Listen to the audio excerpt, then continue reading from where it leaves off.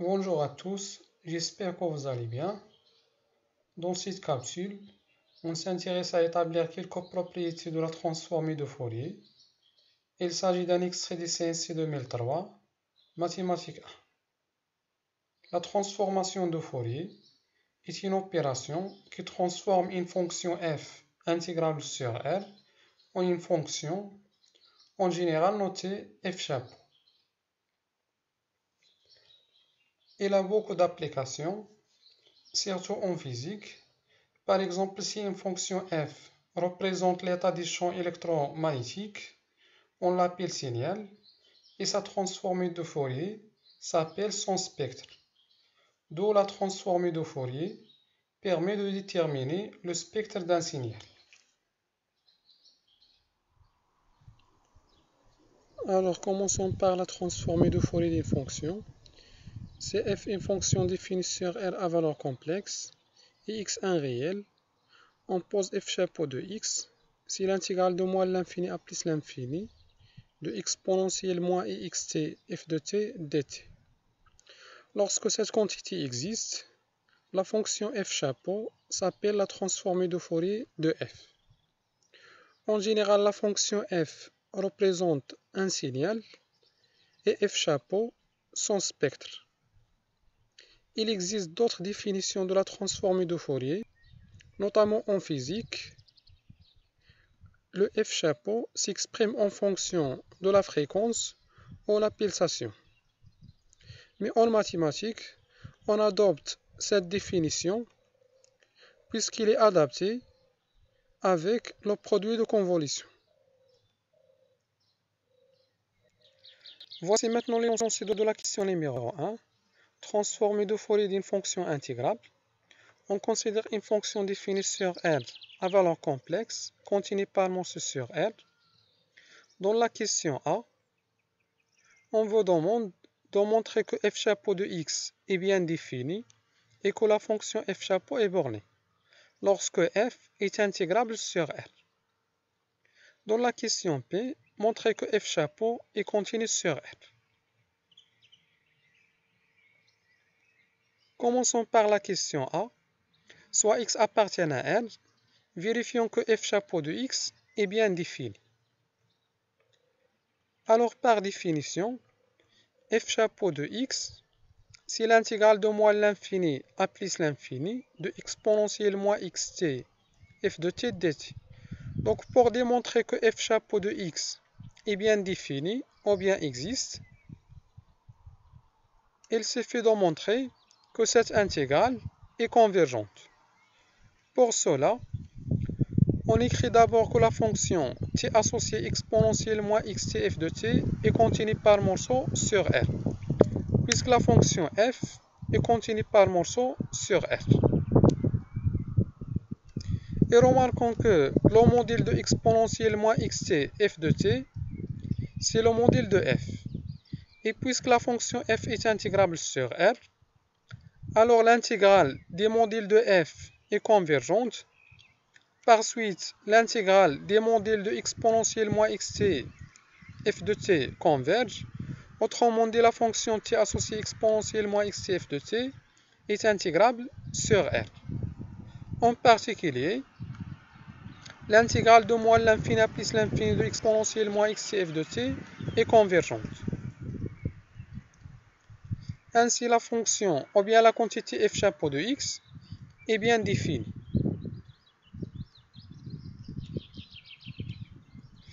Montrons maintenant que f chapeau est borné sur R. Alors, par application directe de l'inégalité triangulaire pour les intégrales, ou bien l'inégalité de la moyenne, on trouve facilement que le modèle de f chapeau de x est plus petit que l'intégrale de le modèle de f. On la note par m. Cette quantité ne dépend pas de x, ainsi la fonction f chapeau est bornée sur R. Ce qui termine la question A. Passons maintenant à la question P. Il s'agit de montrer que la fonction f chapeau est continue sur R. Par définition de f chapeau,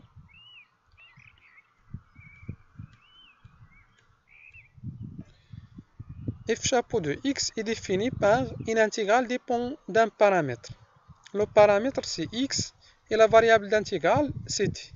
Donc pour démontrer que la fonction f chapeau est continue sur R, on applique le théorème de continuité pour les intégrales dépendant d'un paramètre.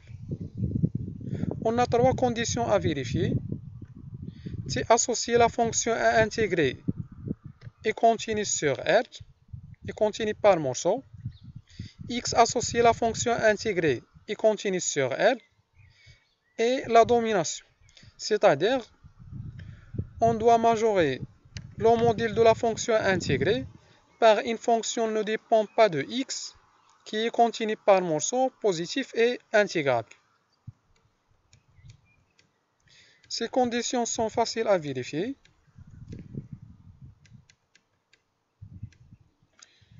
L'application t associée exponentiellement xf de t est continue par morceau sur R, puisque la fonction f est continue par morceau sur R. L'application x associée exponentiellement xf de t est continue sur R, puisque l'exponentielle est continue et f, c'est constante par rapport à x.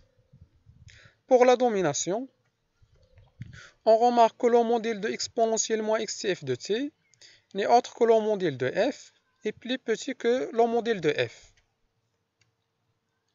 Il est clair que la fonction phi est continue par morceau est positif et intégrable sur R, car la fonction f est continue par morceau et intégrable sur R.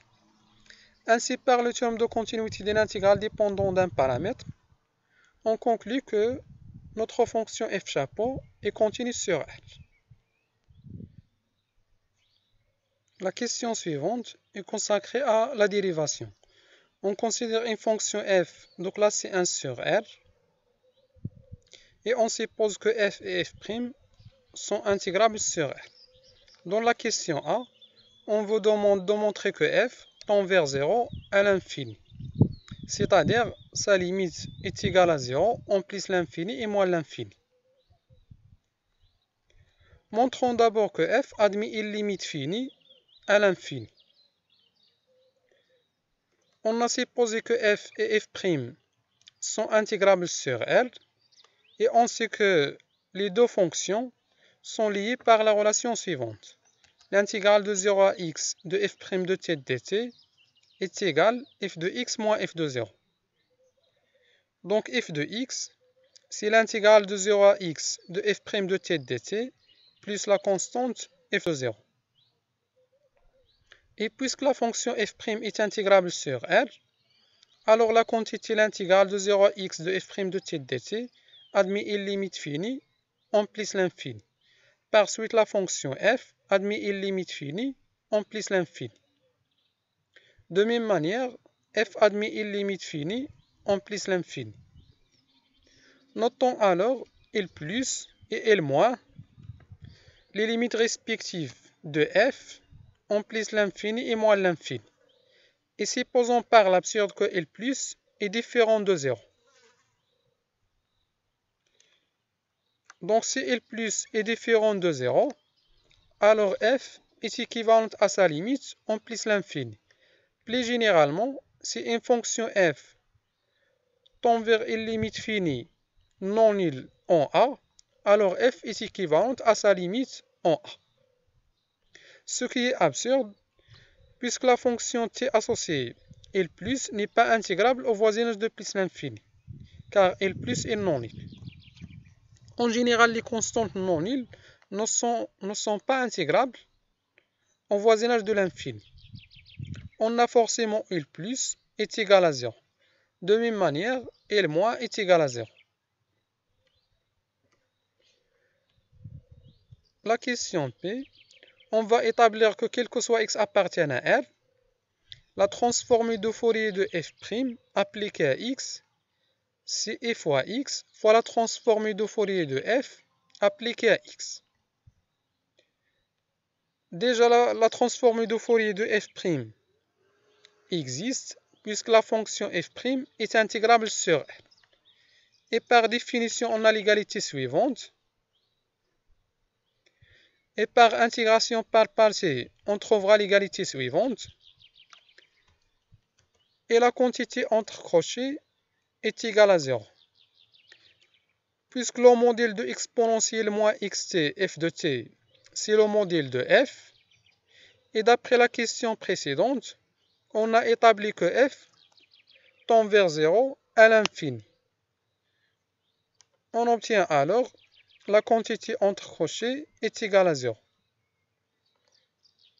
Ainsi, f' chapeau de x, c'est f fois x fois f chapeau de x.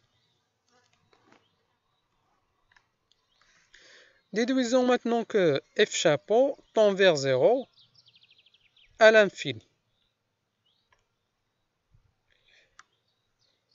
On a démontré que f' chapeau de x, c'est f fois x fois f chapeau de x. Donc pour x non nul, on a f chapeau de x, c'est moins i fois f' chapeau de x divisé par x.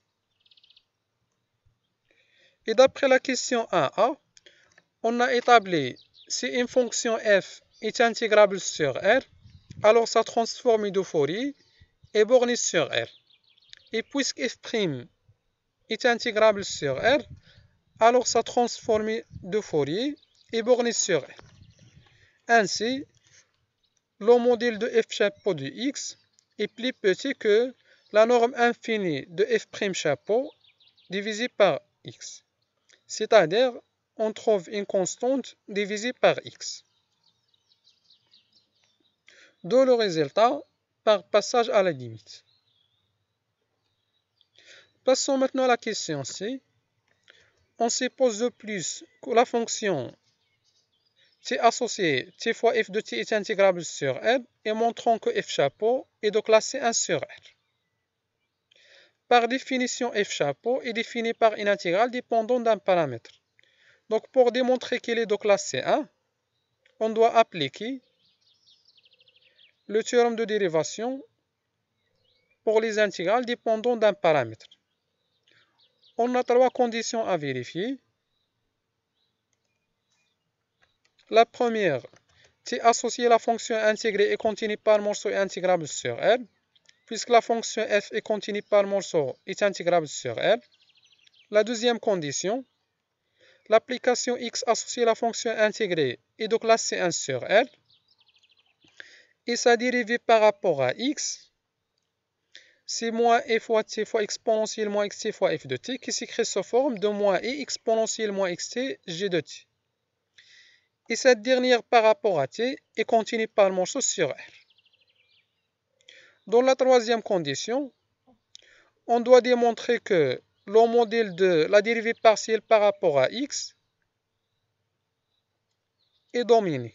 C'est-à-dire, il est majoré par une fonction ne dépend pas de x qui est positif, continu, par morceau et intégrable sur R. On voit facilement que le modèle de la dérivée partielle par rapport à x est plus petit que le modèle de g. Donc la fonction phi est continue par morceau positif est intégrable sur R. Car on a supposé que la fonction g est intégrable sur R. Ainsi, d'après le théorème de dérivation d'une intégrale dépendante d'un paramètre, on déduit que f chapeau est de classe C1 sur R. Et la dérivée de f chapeau n'est autre que l'intégrale de moins l'infini à plus l'infini de la dérivée partielle par rapport à x de la fonction a intégrée. On trouvera l'intégrale de moins l'infini à plus l'infini de moins e exponentielle moins xg de g de t dt qui est moins i fois j chapeau de x. Ce qui termine la question 2. On terminera alors par une application. C'est le calcul de la transformée de Fourier d'un gaussien, c'est-à-dire la transformée de Fourier de l'application h qui a t associée exponentielle moins t carré. En admettant que l'intégrale de exponentielle moins t carré sur R est égale à racine p. Il s'agit d'une intégrale de Gauss vous trouverez dans les vidéos précédentes cette intégrale. Dans la question A, on vous demande de vérifier que H chapeau est bien défini, dérivable sur R, et satisfait l'équation différentielle A. Dans la question P, résoudre l'équation numéro 1 et en déduire l'expression de H chapeau. Alors, pour démontrer que H chapeau est bien défini sur R, d'après la question numéro 1, il suffit de montrer que la fonction h est intégrable sur R. On a la fonction h est continue sur R et paire. Donc, pour démontrer qu'il est intégrable sur R, il suffit de montrer qu'il est intégrable au voisinage de plus l'infini. Et remarquons que exponentielle moins t carré, c'est un petit taux de 1 sur t carré. Et l'intégrale de Riemann 1 sur t carré converge sur 1 plus l'infini. Donc la fonction h est intégrable au voisinage de plus l'infini. Par suite, il est intégrable sur R. Et d'après la question 1, on conclut que H chapeau est bien défini sur R. Vérifions maintenant que H chapeau est dérivable sur R et satisfait l'équation différentielle A. En appliquant la question 2C pour démontrer que H chapeau est de classe 1 sur R. On a la fonction t associée t fois h de t est continue sur R et impaire, puisque la fonction h est paire et la fonction t est impaire. Donc, pour établir que la fonction g est intégrable sur R, il suffit de montrer qu'il est intégrable au voisinage de plus l'infini. On voit que t fois exponentielle moins t carré, c'est un petit taux de 1 sur t carré. Et l'intégrale de Riemann 1 sur t carré converge sur 1 plus l'infini. Donc la fonction t fois h de t est intégrable au voisinage de plus l'infini. Vu la parité de cette fonction, on déduit qu'elle est intégrable sur R. Ainsi, d'après la question 2C, on déduit que H chapeau est de classe 1 sur R.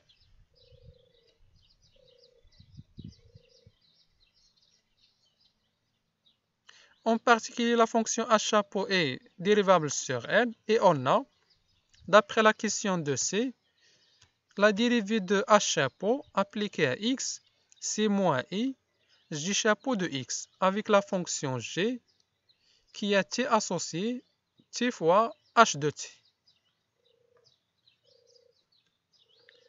On trouve l'intégrale de moins l'infini à plus l'infini de moins i exponentielle moins xt fois t fois exponentielle moins t carré, car j de t, c'est t fois h de t, qui est t fois exponentielle moins t carré. Et remarquons que la quantité moins t exponentielle moins t carré n'est autre que la dérivée de exponentielle moins exponentielle moins t carré sur 2. On va appliquer maintenant une intégration par partie. On trouvera l'égalité suivante. Et le modèle de la quantité entre crochets, c'est exponentielle moins t carré sur 2 qui tend vers 0 à l'infini. On trouvera alors moins x sur 2 fois h chapeau de x. Ainsi, la fonction h chapeau vérifie l'équation différentielle y' plus x sur 2 fois y. Passons maintenant à la question P. Résolvons l'équation différentielle numéro 1 et donnons l'expression de h chapeau. D'abord, l'équation numéro 1, c'est une équation différentielle linéaire d'ordre 1 et sans second membre. Donc la solution générale de l'équation numéro 1 s'écrit sous forme de lambda fois exponentielle moins grand A de x avec grand A, une primitive de l'application x associée x sur 2.